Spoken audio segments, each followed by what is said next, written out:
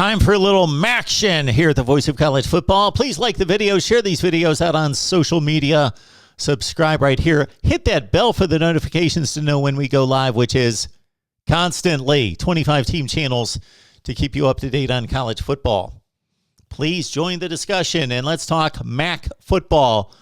We are reviewing all 10 conferences' performance for 2021, rating and then ranking the conferences right here at the Voice of College Football. We have done this for years, but only with the Power 5, but with the help of our 1 through 130 rankings. Please check out the video and also the inaugural video that breaks down our point system and how we evaluate these games. So it's not merely, oh, the Big Ten went 10-6 and the Big 12 went 8-8 against non-conference teams, so the Big Ten must be better than the Big 12. No, the games have to be put into context, and we do it right here at the Voice of College Football. Pac-12 fans, you may want to turn away. Could there possibly be a comparison between the MAC and the Pac-12? Are you kidding me? Let's check out the wins from MACtion. They're pretty impressive. Actually, I know only 4-17 against the Power 5, but consider the Pac-12 was 3-16 against the Power 5. 4-17 for the MAC. 9-13 against a group of 5 is fairly respectable, and MAC teams went 11-1 against the FCS. Let's look at the wins. Where are those 4 big wins for the MAC? We know that Bowling Green beat Minnesota. What a game. BG finished as the 115th ranked team in the country against number 19 Minnesota. They won the game. So that's a big 226 points for the MAC. Also, remember Western Michigan beat eventual ACC champion Pitt. Big game for the conference there in the win over Pitt, 197 points. We also see that, of course, there was the Washington State game in the Sun Bowl where Central Michigan moved from bowl game to bowl game. They were supposed to play Boise State. They took Miami's place. And for the MAC rating and ranking here at the Voice of College Football, it's a great thing that they did, because Central Michigan, the Chippewas, took out Washington State in that 61-71 game. So big game for them right there. And early in the season, Northern Illinois over Georgia Tech as well. The MAC actually went 2-1 against the ACC and won that lone game against the Pac-12, 1-9 against the Big Ten, and with a win against Minnesota, and 0-5 against the SEC. So those were the big wins. Also a nice victory by Ball State over Army. We see that as well.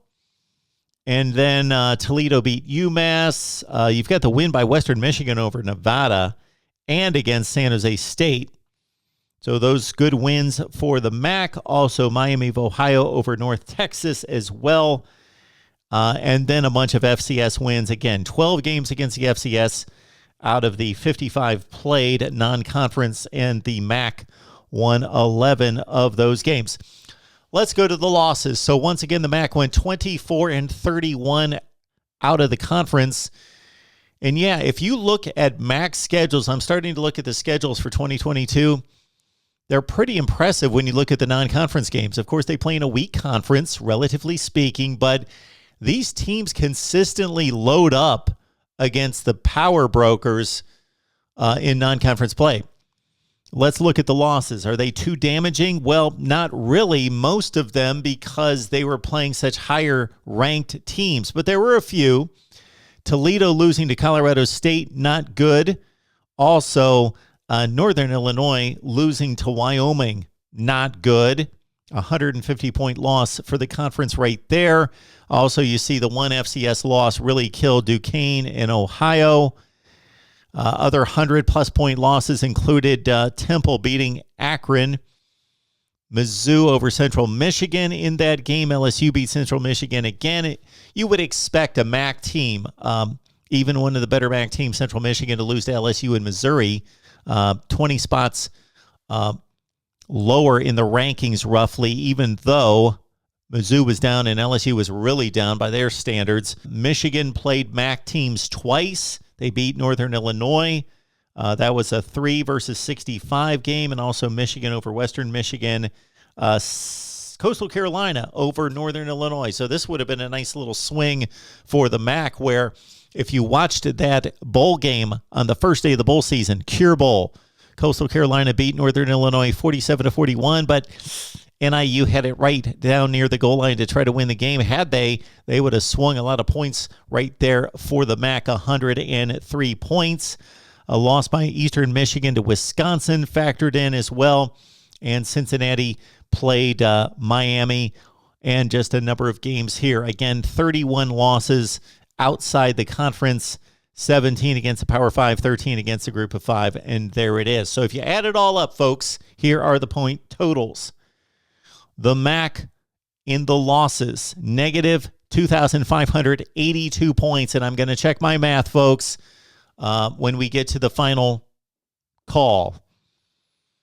For the MAC, they rang up 1,862 points in the victories. Therefore, the final standing with a losing record, you would expect this, negative 720. So that's probably not a bad score. It's minus. It's in the negative category, but considering the MAC is a lower ranked, it's a group of 5, and they're playing all these Power 5 teams, 21 Power 5 games and another 17 against a group of 5. They're going to lose the majority of those games, so it's going to be a negative number, but it's not significant. So decent showing by the MAC here against some really good competition in the Power 5. Your thoughts about MACtion?